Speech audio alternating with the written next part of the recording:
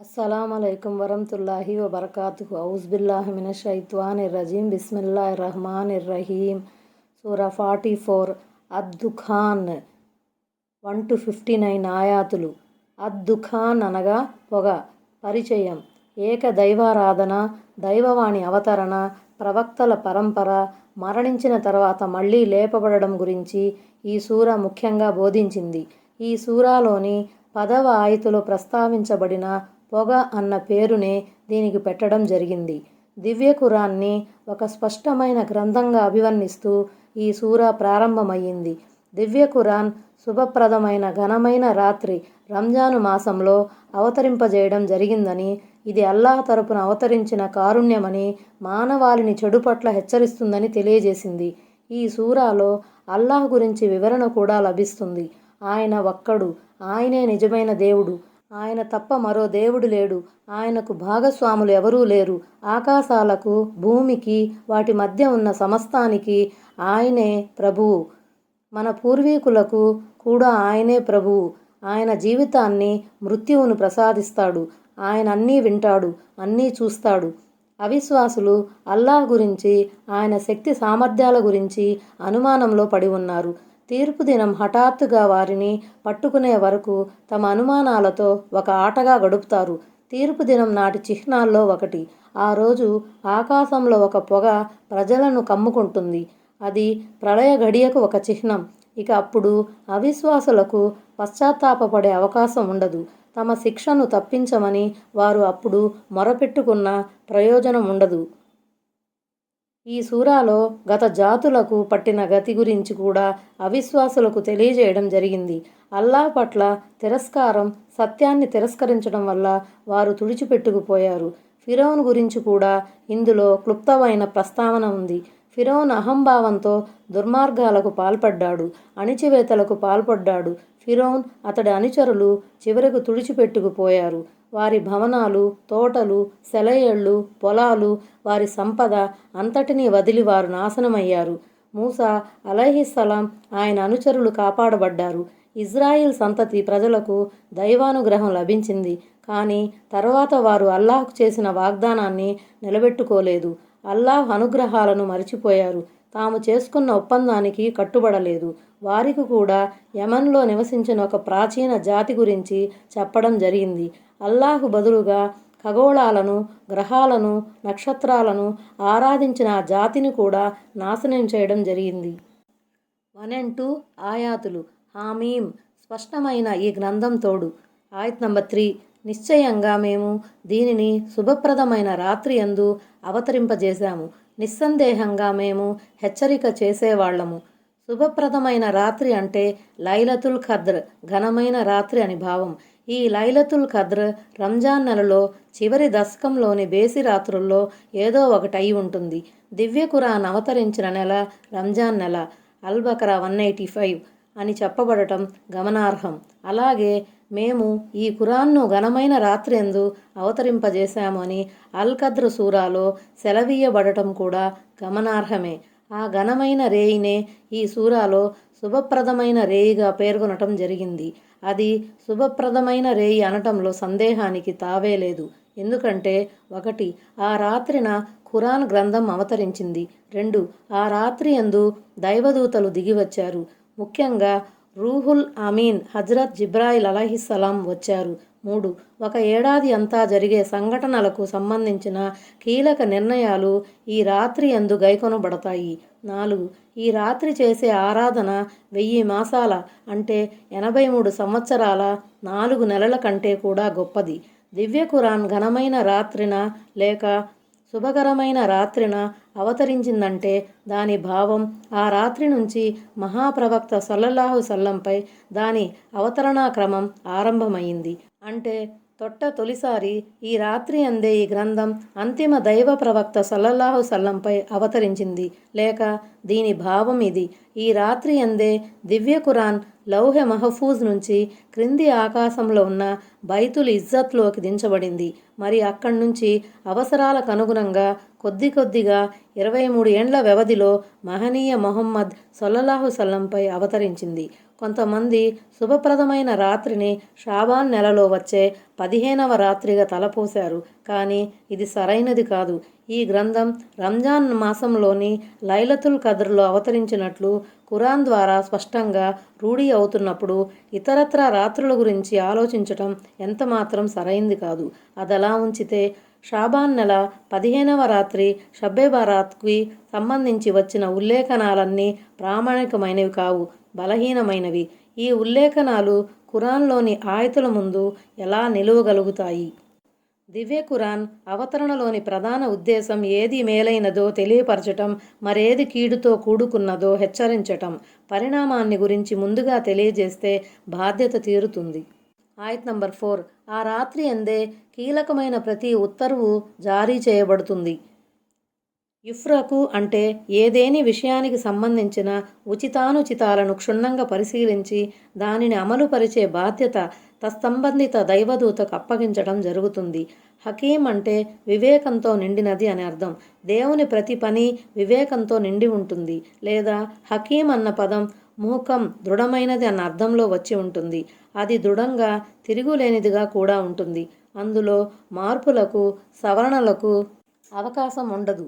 ఈ రాత్రి యందు రానున్న సంవత్సరానికి సంబంధించిన జీవన్మరణాలు, జీవిత వనరుల కేటాయింపులు తదితర ముఖ్యాంశాల్ని లౌహె మహఫూజ్ నుంచి దించి దైవదూతలకు అప్పగించడం జరుగుతుందని మహాప్రవక్త ప్రియ సహచరులు, వారి శిష్యులు వ్యాఖ్యానించారు. ఆయత్ నంబర్ 5. మా వద్ద నుండి ఆజ్ఞ రూపంలో ప్రవక్తలను పంపేది కూడా మేమే. ఈ నిర్ణయాలన్నీ మా అనుమతితోనే, మా ఆజ్ఞపైనే జరుగుతాయి. మా ప్రణాళికను అనుసరించి జరుగుతాయి. ఆయత్ నంబర్ 6. నీ ప్రభువు దయానుగ్రహం వల్ల ఆయన సర్వం వినేవాడు, సర్వం తెలిసినవాడు. దైవ గ్రంథాలను అవతరింపజేయటమైనా, దైవ ప్రవక్తలను పంపటమైనా ఇదంతా కేవలం మా దయానుగ్రహమే. మా గ్రంథాల జ్ఞానాన్ని ప్రజలకు స్పష్టంగా వివరించటానికే మేము మా ప్రవక్తలను పంపిస్తాము. ఈ విధంగా మేము మా దాసులను వారి జీవిత అవసరాల నిమిత్తం భౌతికానుగ్రహాలను ప్రసాదించటమే కాకుండా ఆధ్యాత్మికంగా కూడా మార్గదర్శకత్వం వహించాము. ఆయత్ నంబర్ 7. మీరు గనక నమ్మగలిగితే ఆయనే భూమ్యాకాశాలకు వాటి మధ్యనున్న సమస్తానికి ప్రభువు. ఆయత్ నంబర్ 8. ఆయన తప్ప మరో ఆరాధ్య దైవం లేడు. ఆయనే బ్రతికిస్తున్నాడు, ఆయనే చంపుతున్నాడు, ఆయనే మీ ప్రభువు. పూర్వీకులైన మీ తాత ముత్తాతలకు కూడా ఆయనే ప్రభువు. ఈ ఆయతులు కూడా అల్ అరాఫ్ సూరాలోని 158వ ఆయతు వంటివే. ఆ సూరాలో అల్లాహ్ ఈ విధంగా సెలవిచ్చాడు: ఓ ముహమ్మద్ సల్లల్లాహు అలైహి వసల్లం, ఈ విధంగా ప్రకటించు, నేను మీ అందరి వద్దకు పంపబడిన దైవ ప్రవక్తను. ఆయన భూమ్యాకాశాల సామ్రాజ్యానికి అధిపతి. ఆయన తప్ప మరో ఆరాధ్య దైవం లేదు. ఆయనే బ్రతికిస్తున్నాడు, ఆయనే చంపుతున్నాడు. అల్ అరాఫ్ 158. ఆయత్ నంబర్ 9. అది కాదు, వారు సంశయానికి లోనై ఆడుకుంటున్నారు. అంటే సత్యం వచ్చేసిన పిదప వారు దాన్ని విశ్వసించవలసింది పోయి సందిగ్ధంలో పడిపోయారు. అంతేకాదు, ఈ సత్యాన్ని నవ్వులాటుగా తీసుకున్నారు. ఆయత్ నంబర్ 10. కనుక నువ్వు ఆకాశం స్పష్టమైన పొగను తీసుకువచ్చే రోజు కోసం ఎదురుచూడు. ఇది అవిశ్వాసులకు తీవ్రమైన హెచ్చరిక. ఓ ప్రవక్త, ఆకాశంలో పొగ ప్రస్ఫుటమయ్యే రోజు కొరకు నువ్వు నిరీక్షించు. ఈ ఆయతు పూర్వరంగం గురించి ఇలా చెప్పబడింది: మక్కా వాసుల కొరకు వైఖరికి విసుగెత్తిపోయిన దైవ ప్రవక్త సల్లల్లాహు అలైహి వసల్లం వారిపై కరువు కాటకాలు రావాలని శపించారు. తత్ఫలితంగా మక్కాపై దుర్భిక్షం తాండవించింది. ప్రజలు ఆకలి బాధతో అలమటించారు. చివరికి వారు బొమికలను, చర్మాలను, చచ్చిపోయిన జంతువులను సైతం తినసాగారు. తలెత్తి ఆకాశం వంక ఆశతో చూసేవారు. కానీ ఆకలి బాధ, తీవ్రమైన బలహీనత వల్ల వారికి ఆకాశం ఒక పొగ మాదిరిగా కనిపించేది. అప్పుడు గత్యంతరం లేక దైవ ప్రవక్త సల్లల్లాహు అలైహి వసల్లం వద్దకు వచ్చి ఈ విపత్తును తొలగించమని ప్రార్థించండి అంటూ అభ్యర్థించారు. ఈ దుర్భిక్ష స్థితి గనక తొలగిపోతే తామంతా విశ్వసిస్తామని వాగ్దానం చేశారు. కానీ గడ్డుకాలం తొలగిపోగానే కథ మళ్ళీ మొదటికొచ్చింది. వాళ్ళు తమ వైర వైఖరిపై నిలిచిపోయారు. అందువల్ల దేవుడు భద్రు రణరంగంలో వారిపై గట్టిగా ప్రతీకారం తీర్చుకున్నాడని వ్యాఖ్యాతలు అభిప్రాయపడ్డారు. మరికొందరి వ్యాఖ్యానం ఇలా ఉంది. ప్రళయ దినానికి సంబంధించిన 10 పెద్ద పెద్ద చిహ్నాలలో ఈ పొగ ఒకటి. ఈ పొగ ప్రభావం అవిశ్వాసులపై తీవ్రంగా పడుతుంది, విశ్వాసులపై కొద్దిగా పడుతుంది. ఈ ఆయతులో ఆ పొగ గురించే చెప్పబడింది. ఈ వ్యాఖ్యానం ప్రకారం ఈ చిహ్నం ప్రళయ దినానికి ముందు ప్రస్ఫుటం అవుతుంది. మొదటి వ్యాఖ్యానం ప్రకారం చూస్తే ఈ సంఘటన ఇప్పటికే సంభవించింది. ఈ 2 విషయాలు సరైనవేనని ఇమాం షౌకానీ అంటున్నారు. ఆయతు పూర్వరంగం ప్రకారం ఈ సంఘటన జరిగిపోయిందని ప్రామాణిక ఆధారాల ద్వారా రూఢి అయ్యింది. ఇక ప్రళయ సూచనలంటారా, అక్కడ ఈ విషయం ప్రామాణిక హదీసుల ద్వారా ఉటంకించబడింది కాబట్టి దాన్ని కొట్టివేయడానికి వీలు లేదు. ఆ సమయంలో ఈ పరిస్థితి నెలకొనగలదని మనం నమ్మాలి. ఆయత్ నంబర్ 11. అది మనుషుల్ని ముట్టడిస్తుంది, అదొక వ్యధాభరితమైన శిక్ష. ఆయత్ నంబర్ 12.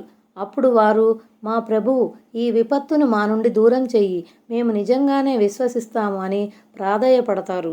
మొదటి వ్యాఖ్యానం తఫ్సీర్ ప్రకారం ఇవి మక్కా అవిశ్వాసుల పలుకులు. రెండవ వ్యాఖ్యానం ప్రకారం ప్రళయ దినానికి ముందు అవిశ్వాసులు ఈ విధంగా అంటారు. ఆయత్ నంబర్ 13. ఉపదేశం ఇప్పుడు వారికి ఎలా లాభదాయకం అవుతుంది. అన్నీ విడమర్చి చెప్పే ప్రవక్త వారి వద్దకు ఎప్పుడో వచ్చేశాడు. ఆయత్ నంబర్ 14. అయినా వాళ్ళు అతని నుండి ముఖం త్రిప్పుకున్నారు. ఇతను ఇతరుల చేత మాటలు నేర్పబడిన పిచ్చివానిలా ఉన్నాడు అని అన్నారు. ఆయత్ నంబర్ 15. మేము ఈ విపత్తును కొద్దిగా తొలగిస్తాము, కానీ ఏం లాభం, మీరు మళ్ళీ యథాస్థితి అవిశ్వాస స్థితికి వస్తారు. ఆయత్ నంబర్ 16. ఏ రోజున మేము మిమ్మల్ని చాలా గట్టిగా పట్టుకుంటామో ఆ రోజు మీపై తప్పకుండా ప్రతీకారం తీర్చుకుంటాము. అంటే భద్ర సంగ్రామం జరిగే రోజున. ఆ యుద్ధంలో 70 మంది ప్రముఖ అవిశ్వాసులు హతులయ్యారు, మరో 70 మంది ఖైదీలుగా పట్టుబడ్డారు. ఇక రెండవ వ్యాఖ్యానం ప్రకారం రెండో కోణం నుంచి చూస్తే ప్రళయ దినాన దేవుడు వారిని చాలా గట్టిగా నిలదీస్తాడు. ఈ నేపథ్యంలో అల్లామా షౌకానీ ఏమంటున్నారో చూడండి. భద్ర యుద్ధ భూమిలో అవిశ్వాసులకు జరిగే ఘోర పరాభవాన్ని దృష్టిలో పెట్టుకునే ఈ ఆయత అసలు అవతరించింది. ఖురైషుల గురించే ఈ మాట చెప్పబడింది. తీర్పు దినాన కూడా అల్లా చాలా గట్టిగా పట్టుకుంటాడన్న విషయంలో సందేహానికి తావులేదు. కానీ ఆ పట్టు సర్వసాధారణమైంది, ప్రతి అవిధేయునికి అది వర్తిస్తుంది. ఆయత్ నంబర్ 17. వీరికి పూర్వం ఫిరౌన్ జాతి వారిని కూడా మేము పరీక్షించాము. వాళ్ళ దగ్గరకు గౌరవనీయుడైన ప్రవక్త వచ్చాడు. పరీక్షించాము అంటే భావం, మేము వారికి ప్రాపంచిక సుఖ సౌఖ్యాలను, సిరి సంపదలను పుష్కలంగా ప్రసాదించాము. ఆ తరువాత వారి వద్దకు గౌరవనీయుడగు మా ప్రవక్త మూసాను పంపాము. కానీ వారు మాత్రం తమ ప్రభువు అనుగ్రహాల పట్ల కృతజ్ఞతలు తెలుపుకోలేదు, మా ప్రవక్త చెప్పినట్లు వినలేదు. ఆయత్ నంబర్ 18. అతనిలా అన్నాడు, దైవదాసులను నాకు అప్పగించండి, నేను మీ వద్దకు పంపబడిన నమ్మకస్తుణ్ణి అయిన ప్రవక్తను. దైవదాసులను అప్పగించండి అంటే మూసా అలైహిస్సలాం జాతికి చెందిన బనీ ఇజ్రాయిల్ జనులను విముక్తుల్ని చేయండి అని భావం. ఆ జాతి వారిని ఫిరౌన్ బానిసులుగా చేసుకుని వేధించేవాడు. అందువల్ల హజ్రత్ మూసా అలైహిస్సలాం తన జాతి ప్రజలకు స్వేచ్ఛా స్వాతంత్రాలను ఇవ్వమని డిమాండ్ చేశారు. అంటే దైవ సందేశాన్ని యథాతథంగా మీకు అందజేసేవాణ్ణి, అందులో హెచ్చుతగ్గులు చేసేవాణ్ణి కాను. ఆయత్ నంబర్ 19. మీరు అల్లాహ్ ముందు తలబిరుస్తనం ప్రదర్శించకండి, నేను మీ వద్దకు స్పష్టమైన ప్రమాణం తీసుకువచ్చాను. అంటే దైవ ప్రవక్త మాటను తిరస్కరించి దేవుని ముందు మీ బడాయిని చాటుకోకండి. ఈ ధోరణి మీకు శ్రేయస్కరమైనది కాదు. నేను మీ వద్దకు తెచ్చిన బలమైన నిదర్శనాన్ని కళ్ళారా తిలకించిన మీదట ఇక మీరు కాదు కూడదు అని బుకాయించేందుకు ఆస్కారమే లేదు. ఆయత్ నంబర్ 20. మీరు రాళ్ళు రువ్వి నన్ను చంపే ప్రయత్నం నుంచి నా ప్రభువు, మీ ప్రభువు అయిన అల్లాహ్ను నేను శరణు వేడుతున్నాను. ఈ సందేశాన్ని అందజేసిన పిదప ఫిరౌన్ చక్రవర్తి మూసా అలైహిస్సలాంని చంపుతానని బెదిరించాడు. అప్పుడు మూసా తన ప్రభువును శరణు వేడుతూ ఈ విధంగా పలికారు. ఆయత్ నంబర్ 21. ఒకవేళ మీకు నాపై నమ్మకం లేకపోతే నా నుండి వేరైపోండి. అంటే మీరు నా సందేశాన్ని స్వీకరించకపోతే పోనివ్వండి, కానీ నన్ను చంపుతామని బెదిరించటం, నాపై కక్ష సాధింపు చర్యలు మొదలెట్టడం మాత్రం విపరీతం. కనీసం మీరు నా జోలికి రాకుండా ఉండండి చాలు అని మూసా చెప్పారు. ఆయత్ నంబర్ 22. కానీ ఎంత నచ్చజెప్పినా వారు వినకపోవటంతో అతను, ఓ ప్రభూ, ఈ జనులు పాపాత్ములంటూ తన ప్రభువును ప్రార్థించాడు. కానీ వారు తన మాటలపై ఆలోచించకపోగా మరింతగా రెచ్చిపోవటంతో హజరత్ మూసా అలైహిస్సలాం దైవ సహాయం కోసం చేతులెత్తి అర్థించారు. ఆయత్ నంబర్ 23. సరే, రాత్రికి రాత్రే నువ్వు నా దాసులను తీసుకొని వెళ్ళిపో, ఖచ్చితంగా మీరు వెంబడించబడతారు. అల్లా తన ప్రవక్త మొరను ఆలకించి ఆమోదించాడు. ఇజ్రాయెల్ సంతతి వారిని రాత్రికి రాత్రే తీసుకొని నగరం విడిచిపెట్టమని సంకేతం ఇచ్చాడు. దాంతోపాటు, చూడు, వాళ్ళు నిన్ను వెంటాడతారు, కానీ ఆందోళన చెందకు అని ఓదార్చాడు. ఆయత్ నంబర్ 24. నువ్వు సముద్రాన్ని నిలిచి చీలి ఉన్న స్థితిలోనే వదిలి వెళ్ళిపో, అయితే ఈ సైన్యం మాత్రం ముంచివేయబడుతుంది అని మేమతనికి సూచించాము. రహమన్ అంటే ఆగి ఉన్న లేక ఎండిపోయిన స్థితిలో అని అర్థం. అంటే నువ్వు నీ చేతి కర్రతో సముద్రంపై కొట్టగానే సముద్రం రెండుగా చీలిపోయి నీ కోసం దారి ఇస్తుంది. నువ్వు నీ సమూహంతో పాటు సముద్రాన్ని దాటగానే సముద్రాన్ని అదే స్థితిలో వదిలి వెళ్ళిపో. అప్పుడు ఫిరౌన్ కూడా తన సైనికుల సమేతంగా సముద్రాన్ని దాటి వచ్చేందుకు దిగుతాడు. అప్పుడు మేము ఆ సేనల్ని ముంచివేస్తాం. జరిగింది కూడా అదే. ఆయత్ నంబర్ 25. వారు ఎన్నో తోటలను, ఊటలను వదిలిపోయారు. నైలు నదికి ఇరుప్రక్కల ఎన్నో తోటలు, పంట పొలాలుండేవి. వైభవోపేతమైన భవనాలుండేవి. అవన్నీ వారి సిరి సంపదలకు, భోగభాగ్యాలకు ప్రతీకలుగా అలరారేవి. అవన్నీ ప్రపంచంలోనే ఉండిపోయాయి. వారి ఆస్తిపాస్తులేవీ వారి వెంట రాలేదు. లోకవాసులకు గుణపాఠ సూచనగా ఫిరౌన్ జాతి పేరు మాత్రం నిలిచిపోయింది. ఆయత్ నంబర్ 26. మరెన్నో పచ్చని పొలాలను, చక్కని నిలయాలను. ఆయత్ నంబర్ 27. ఇంకా తాము అనుభవిస్తూ ఉండే విలాసవంతమైన వస్తువులను కూడా వదిలిపోయారు. ఆయత్ నంబర్ 28. అంతా ఇట్టే అయిపోయింది. మేము మరో జాతి వారిని వాటన్నింటికీ వారసులుగా చేశాము. అంటే ముందుగా చెప్పినట్లే ఫిరౌన్ కథ కంచికి చేరింది. కొందరు వ్యాఖ్యాతల ప్రకారం దేవుడు ఇజ్రాయిలు సంతతి వారికి వాటిపై వారసత్వం వసగాడు. కానీ ఇజ్రాయిలు సంతతి వారు మళ్ళీ ఈజిప్టు ప్రాంతానికి తిరిగి వచ్చిన దాఖలాలు చరిత్రలో ఎక్కడా లేవని ఇంకొంతమంది ఎత్తి చూపారు. అందువల్ల ఈజిప్టు రాజ్య వారసత్వం ఇజ్రాయిలీయులకు కాకుండా మరొకరికి దక్కిందని చెప్పడం సమంజసం అన్నది వారి అభిప్రాయం. ఆయత్ నంబర్ 29. వారి స్థితిపై నింగి నేల రోధించలేదు. వారికి కనీసం గడువు కూడా లభించలేదు. ఫిరౌన్ జాతి వారిలో ఏ కాస్త మంచి ఉన్నా, వారి సత్కర్మలు ఆకాశం వైపుకి ఎక్కి ఉన్నా బహుశా ఆకాశం ఘోషించి విలపించేదేమో. వారు కనీసం ధరిత్రిపై దైవారాధన చేస్తూ సాష్టాంగ పడి ఉంటే వారు వినాశాన్ని చూసి భూమి దుఃఖించి ఉండేదేమో. కానీ వారి దుర్మార్గాలు, అత్యాచారాలు, ఆగడాలు మితిమీరిపోవటం వల్లనేమో వారి విషాదాంతంపై అటు నింగి గాని ఇటు నేల గాని ఏమాత్రం బాధపడలేదు. ఆయత్ నంబర్ 30.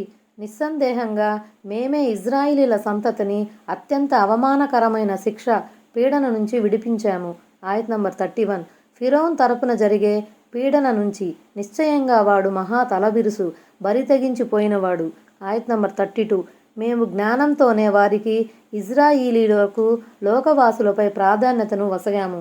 ఈ లోకవాసులంటే ఇజ్రాయిలీలకు సమకాలీకులైన ప్రపంచ జాతులని భావం. అంతేగాని ఆ ప్రాధాన్యత సర్వకాల సర్వావస్థలకు వర్తించదు.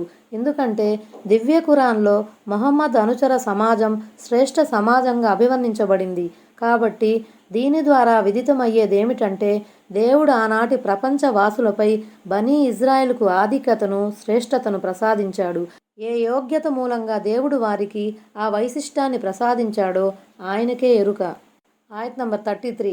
ఇంకా మేము వారికి స్పష్టమైన పరీక్ష గల సూచనలను ఇచ్చాము. ఇక్కడ సూచనలు అంటే దైవ ప్రవక్త మూసా అలైహిస్సలాంకు ఇవ్వబడిన మహిమలని భావం. ఆ సూచనలను పొందిన మీదట వారెలా ప్రవర్తిస్తారో దేవుడు పరీక్షించదలిచాడు. లేదా సూచనలంటే దేవుడు ఇజ్రాయిలు సంతతి వారికి చేసిన మహోపకారాలు అని అర్థం. ఉదాహరణకు ఫిరౌనీయుల చెర నుంచి వారిని విడిపించటం, సముద్రాన్ని చీల్చి వారి కోసం మార్గం ఏర్పరచటం, మేఘాలను వారికి నీడగా పంపటం, మన్సల్వాలను ఆహార పదార్థంగా ప్రసాదించడం ఇత్యాదివన్నీ దైవానుగ్రహాలే. ఈ ఉపకారాలను పొందిన మీదట ఇజ్రాయెల్ జాతివారు దైవ విధేయతా మార్గాన్ని అవలంబిస్తారో లేక తలబిరుసులుగా ప్రవర్తిస్తారో దేవుడు చూడదలిచాడు. ఆయత్ నంబర్ 34. వాళ్ళు మక్కా తిరస్కారులు ఇలా అంటున్నారు. వాళ్ళు అంటే మక్కాకు చెందిన అవిశ్వాసులు అన్నమాట. ఎందుకంటే ఈ సూర ఆరంభం నుంచే కురైషుల నేపథ్యంలో విషయం చర్చించబడుతుంది. మధ్యలో వారిని హెచ్చరించే ఉద్దేశంతో ఫిరౌన్ గాథను కూడా ఉదాహరించటం జరిగింది. ఫిరౌన్ కూడా వీళ్ళ మాదిరిగానే అహంకారం ప్రదర్శించాడు. కానీ ఏమైంది? మరి ఈ మక్కా కురైషులు గనక దారికి రాకపోతే వీళ్లకు అదే గతి పడుతుంది. ఆయత్ నంబర్ 35. ఇక్కడ ఈ ప్రపంచంలో మాకు వచ్చే మొదటి మరణమే తప్ప మరొకటి లేదు. మళ్ళీ మేము తిరిగి లేపబడటం అనేది ఉండదు. అంటే ఈ ప్రాపంచిక జీవితమే తొలి జీవితం, తుది జీవితం కూడా. ఆ తర్వాత మళ్ళీ బ్రతకటం, లెక్కాగిక్క అనేవి ఏవి ఉండవన్నది వారి పలుకుల ఆంతర్యం. ఆయత్ నంబర్ 36. ఒకవేళ మీరు చెప్పేదే నిజమైతే మా తాత ముత్తాతలను తిరిగి తీసుకురండి. దైవ ప్రవక్త సల్లల్లాహు సల్లంను ముస్లింలను ఉద్దేశించి అవిశ్వాసులు విసిరిన సవాల్ ఇది. మరణానంతర జీవితం అనేది నిజంగానే ఉంటే ఏది చనిపోయిన మా పూర్వీకులను మళ్ళీ బ్రతికించి తీసుకురండని వారు డిమాండ్ చేశారు. ఇది వారి మంకుతనానికి నిదర్శనం. ఎందుకంటే ప్రళయ దినం తరువాత పరలోకంలో మరణానంతర జీవితం ఉందని చెప్పబడిందే గాని ప్రపంచంలో మరణానంతర జీవితం ఉందని చెప్పలేదే. ఆయత్ నంబర్ 37. ఏమిటి వీళ్ళు గొప్పవారా లేక తుబ్బా జాతివారు? వారికి పూర్వం గతించిన వారు గొప్పవారా? మేము వాళ్ళందరినీ అంతమొందించాము. ఎందుకంటే వాళ్ళు పాపాత్ములుగా తయారయ్యారు. ఏమిటి తుబ్బా జాతి వారి గురించి కానీ వారికి పూర్వం గతించిన ఆద్ సమూద్ జాతి వారిని గురించి కానీ ఈ మక్కా తిరస్కారులకు తెలుసా? వాళ్ళు వీళ్లకన్నా ఎక్కువ బలిష్ఠులు, తెలివితేటలు గలవారే. కానీ వారి పాపాల కారణంగా మేము వారిని తుడిచిపెట్టేశాము. తుబ్బా అంటే సబాజాతి. సబాజాతిలో హమీర్ అనే ఒక తెగ ఉండేది. వారు తమ చక్రవర్తిని తుబ్బా అనే బిరుదుతో పిలిచేవారు. అంటే రోము చక్రవర్తిని కైసర్గా, పారసీక రాజ్యాధిపతిని కిస్రాగా, ఈజిప్టు రాజును ఫిరౌన్గా, అబిసీనియా చక్రవర్తిని నజాయిషీగా ప్రజలు పిలిచినట్లే సబాజాతి నాయకుణ్ణి తుబ్బాగా వ్యవహరించేవారు. అలాంటి తుబ్బాలలో ఒకతను బల పరాక్రమాలలో, సామ్రాజ్య విస్తరణలో బాగా పేరు మోశాడని చరిత్రకారులు చెబుతారు. అతను తన జైత్రయాత్రను కొనసాగిస్తూ సమర్ఖండ్ వరకు వచ్చాడని కొంతమంది చరిత్రకారులు పేర్కొన్నారు. ఇలాంటి బల పరాక్రమాలు గల రాజులు ఈ రాజవంశంలో చాలామందే ఉన్నారు. వారి కాలంలో సబాజాతి కీర్తి శిఖరాలు అంబరాన్నంటాయి. కానీ ఆ జాతి వారు కూడా తమ ప్రవక్తను ధిక్కరించేసరికి అల్లాహ్ వారిని సమూలంగా తుడిచిపెట్టేశాడు. వివరాలకు సబాసూరాలోని తత్సంబంధిత ఆయతులను అధ్యయనం చేయండి. ఒకానొక తుబ్బా గురించి హదీసులో అతను ముస్లిం అయ్యాడని, అతన్ని తోలనాడకూడదని చెప్పడం జరిగింది. అయితే ఆ జాతి వారిలో మెజారిటీ జనులు మాత్రం అవిధేయులుగానే ఉండిపోయారు. తత్కారణంగా వినాశం వారి తలరాతగా మారింది. ఆయత్ నంబర్ 38. మేము భూమ్యాకాశాలను వాటి మధ్యనున్న వస్తువులను ఏదో తమాషాగా ఆషామాషీగా సృష్టించలేదు. ఈ విషయమే ఇంతకుముందు సూరే సాద్ 27లో, సూరతుల్ మోమినూన్ 115, 116లో, సూరతుల్ హిజ్ర్ 85లో కూడా వచ్చింది. ఆయత్ నంబర్ 39. పైగా మేము వాటిని సత్య ప్రణాళికబద్ధంగానే సృజించాము. కానీ వారిలో చాలామందికి తెలీదు. ప్రజలను పరీక్షించి సజ్జనులకు వారి సత్కర్మల బహుమానం ఇవ్వాలి, దుర్జనులకు వారి దుష్కర్మల శిక్ష విధించాలన్నదే ఆ ప్రణాళిక. అంటే వారు ఆ ప్రణాళిక పట్ల అశ్రద్ధ వహించారు లేదా దాన్ని త్రోసిపుచ్చారు. అందుకే వారు పరలోకం పట్ల నిర్లక్ష్యం వహించి ప్రాపంచిక ఆకర్షణల్లో తల మునకలైపోయారు. ఆయత్ నంబర్ 40. నిశ్చయంగా తీర్పు దినం వారందరి కోసం నిర్ణయించబడిన ఒక వాగ్దాన సమయం. అసలు మనుషులు సృష్టించబడింది, భూమ్యాకాశాలు ఉనికిలోనికి తేబడింది ఈ లక్ష్యం కోసమే. ఆయత్ నంబర్ 41. ఆ రోజు ఏ స్నేహితుడు మరో స్నేహితునికి ఏ కాస్త కూడా పనికిరాడు, మరి వారికి ఎలాంటి సహాయం కూడా లభించదు. మోమినూన్ సూరాలో కూడా చెప్పబడినట్లు మరి శంఖం ఊదబడిన నాడు పరస్పర బంధుత్వాలు కానీ పరస్పర ప్రశ్నోత్తరాలు కానీ ఉండవు. 101. ఏ స్నేహితుడు మరో స్నేహితుడిని అడిగి చూడడు. అల్ మఆరిజ్ 10. ఆయత్ నంబర్ 42. కానీ అల్లాహ్ ఎవరినైనా కనికరిస్తే అది వేరే విషయం. నిశ్చయంగా ఆయన సర్వాధిక్యుడు, దయాశీలి. ఆయత్ నంబర్ 43. నిశ్చయంగా జముడు వృక్షం, చక్కుం చెట్టు. ఆయత్ నంబర్ 44. పాపాత్ముల ఆహారంగా ఉంటుంది. ఆయత్ నంబర్ 45. అది నూనె గసిలాగా ఉంటుంది, కడుపులోకి పోయి ఉడుకుతూ ఉంటుంది. ముహుల్ అంటే కరిగిన రాగి, అగ్నిలో కరిగించబడిన ధాతువు, నూనె మడ్డి అన్న అర్థాలు వస్తాయి. ఆయత్ నంబర్ 46. సలసలా కాగే నీరు మాదిరిగా ఉడుకుతూ ఉంటుంది. ఆ జక్కుం ఆహారం సలసలా కాగే నీరు మాదిరిగానే కడుపులో కాగుతూ నానా ఇబ్బంది పెడుతుంది. ఆయత్ నంబర్ 47. వాణ్ణి పట్టుకోండి, ఈడ్చుకుంటూ పోయి నరకాగ్ని నడిబొడ్డున పడవేయండి. నరకంపై నియుక్తులై ఉన్న భటులను ఉద్దేశించి ఈ ఆదేశం ఇవ్వబడుతుంది. మూలంలో సవాయి అని ఉంది, అంటే మధ్యలోకి అని అర్థం. ఆయత్ నంబర్ 48. పిదప అతని నెత్తి మీద సలసలా కాగే నీరును శిక్షగా కుమ్మరించండి అని కేక వేయబడుతుంది. ఆయత్ నంబర్ 49. రుచి చూడు, నువ్వు గొప్ప శక్తిమంతునిలా మర్యాదస్తునిలా ఉండేవాడివిగా. అంటే ఆనాడు నీకు లభించిన పదవిని, అధికారాన్ని ఆసరాగా చేసుకొని సమాజంలో గొప్పవానిగా వర్ధిల్లేవాడివి. మరోవైపు విశ్వసించిన ప్రజలను కించపరిచేవాడివి కదా. ఆయత్ నంబర్ 50. దేని పట్ల మీరు సందిగ్ధంలో పడ్డారో అది ఇదే అని వారితో అనబడుతుంది. ఆయత్ నంబర్ 51. నిశ్చయంగా దైవభీతి పరాయణులు సురక్షిత ప్రశాంత స్థలంలో ఉంటారు. ఆయత్ నంబర్ 52. ఉద్యానవనాల చలమల మధ్యన. ఆయత్ నంబర్ 53. పల్చటి సిల్కు వస్త్రాలను, దళసరి పట్టు వస్త్రాలను ధరించి ఎదురెదురుగా ఆసీనులై ఉంటారు. పాపాత్ములకు, అవిశ్వాసులకు ప్రతిగా ఇక్కడ విశ్వాసుల దైవభీతి పరుల స్థానం గురించి చెప్పబడింది. వారు తిరస్కార వైఖరి నుండి, పాప కార్యాల నుండి తమను తాము రక్షించుకున్నవారు. అందుకే వారికి ఏ చీకు చింత లేని ప్రశాంత వాతావరణంలో చోటు లభిస్తుంది. మకానున్ ఆమీన్ అంటే ఎలాంటి భయాందోళనలు, దుఃఖ విచారాలు కలగని స్థలం అని అర్థం. ఆయత్ నంబర్ 54. భక్తి పరాయణుల పట్ల ఇలాగే వ్యవహరించబడుతుంది. అంతేకాదు, పెద్ద పెద్ద కన్నులు గల హూరు అందగత్తెలతో మేము వారి వివాహం జరిపిస్తాము. అంటే దైవభీతి పరాయణులు సద్వ్యవహారానికి అర్హులు. అరబ్బీలో హూర్ అని ఉంది. కంటిలోని తెల్లగుడ్డు విపరీతమైన తెలుపు రంగులోను, నల్లగుడ్డు గాఢ నలుపు రంగులోను ఉండటాన్ని హూర్ అని అంటారు. హూర్ అనేది హైరాన్ నుంచి వచ్చిందని కూడా చెబుతారు. హైరాన్ అంటే నిర్ఘాంతపోవటం, సంభ్రమాశ్చర్యానికి లోనవటం. స్వర్గ కన్యల సౌందర్యాన్ని చూసిన వారెవరైనా సంభ్రమాశ్చర్యానికి లోనవటం ఖాయం. అందుకే వారిని హూర్ అని పిలుస్తారు. కళ్ళు చెదిరే అందంగల స్త్రీలు వారు. వారి కళ్ళు సువిశాలమైనవి. ప్రతి స్వర్గవాసికి కనీసం 2 మగవలు భార్యలుగా లభిస్తారని ఇంతకుముందు చెప్పడం జరిగింది.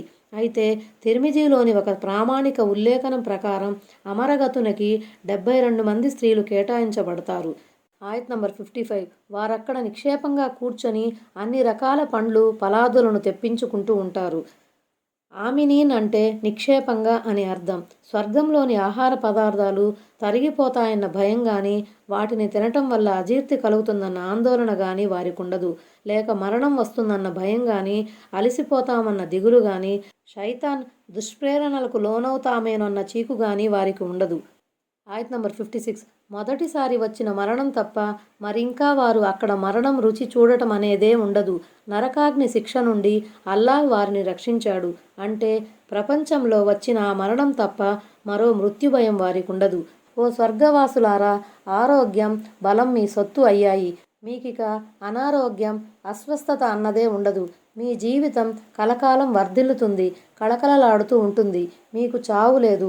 మీ వరాలు కరిగిపోనివి, తరిగిపోనివి. మీరు నిత్యం పడుచువారుగానే ఉంటారు. వృద్ధాప్యం మీలో తొంగి చూడదు. ఆయత్ నంబర్ 57. ఇది కేవలం నీ ప్రభువు కృప మాత్రమే. చాలా గొప్ప విజయం అంటే ఇదే. ఇది ముమ్మాటికి నిజం. ప్రభువు కటాక్షించనంత వరకు ఏ వ్యక్తి స్వర్గ సువాసనను ఆస్వాదించలేడు. హదీసు ద్వారా మనకు తెలిసే సత్యం కూడా ఇదే. బాగా తెలుసుకోండి. మీలో ఏ వ్యక్తి ఆచరణ కూడా అతన్ని స్వర్గానికి తీసుకుపోడు అని దైవ ప్రవక్త సల్లల్లాహు సల్లం ఉద్ఘాటించారు. ఓ దైవ ప్రవక్త సల్లల్లాహు సల్లం, తమరి విషయము అంతేనా అని ప్రియ సహచరుడు సందేహపడగా, అవును, నేనైనా అంతే. కాకపోతే అల్లాహ్ నన్ను తన కరుణతో, కృపతో ఆవరిస్తాడు అని ఆయన సల్లల్లాహు సల్లం సమాధానమిచ్చారు. ఆయత్ నంబర్ 58. ఓ ప్రవక్త, వారు ఉపదేశాన్ని గ్రహించేటందుకు గాను మేము దీనిని, ఈ ఖురానును నీ భాషలో సులభతరం చేశాము. ఆయత్ నంబర్ 59. కనుక నువ్వు కూడా నిరీక్షించు, వారు కూడా నిరీక్షిస్తున్నారు. ఒకవేళ వారు గనక విశ్వసించకపోతే ఓ ప్రవక్త, నువ్వు దైవ శిక్ష కోసం ఎదురుచూడు. కానీ వారి ఆలోచనలు మరో విధంగా ఉన్నాయి. ఇస్లాం తిరుగులేని శక్తిగా రూపుదాల్చక ముందే నువ్వు మరణిస్తామని వాళ్ళు ఎదురు చూస్తున్నారు. అస్సలాము అలైకుం వరహ్మతుల్లాహి వబరకాతుహు.